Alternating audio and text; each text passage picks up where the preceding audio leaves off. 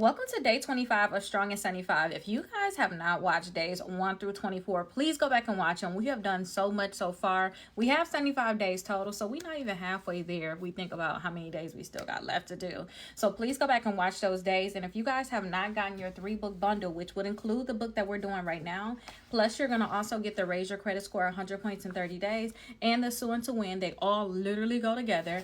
Please make sure you guys get that bundle, okay? So make sure you guys get the bundle. Let's get into our day 25. So for day 25, we're going to talk about what to do if they say no.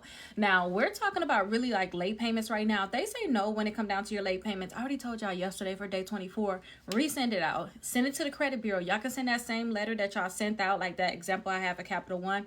Y'all can send that literally every single month, literally. Because y'all going to find that sometimes the credit bureaus, especially if you send that same letter that we created, that goodwill letter, when you send that, they may... I think we put like June 2025 to like August 2025. They may remove the late payment from June and August, but keep July.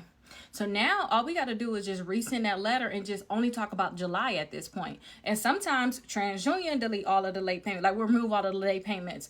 And then Equifax and Experian will have scatter late payments. So now you got to just edit your letter. So every single month you should be getting some kind of result. Even if they remove 1 month at a time, it's okay. As long as you're having that some type of progress. So you can resend that letter to the credit bureaus. You're going to also resend that letter to the company, okay? So that's what I would suggest. And then also send around like the happiest seasons, like send around like holidays where everybody should be happy and jolly and stuff like that, just in case a person actually get it. Even though I know when they go to a company, you have a greater chance of a person actually getting it than if you send it to the credit bureaus, because only their eOscar system gonna get it. But they're just literally going to scan it in. But if you send it during like happy times, you send it during Thanksgiving time, you send it during the Christmas time, which y'all should be sending out every month anyway, you have a greater chance of these late payments actually being removed from your credit reports. So make sure you guys think of that. And you could try different type of angles in terms of, I know I said send it to the company. Maybe they got different addresses for that company.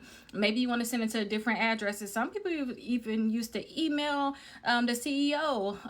Some people used to also send mail directly to the CEO telling them their bad situation, how it's hurting them, and people got great results that way. So you got to just figure out how much you're willing to do and just stay persistent and actually get this stuff done. Like literally, that's all you have to do.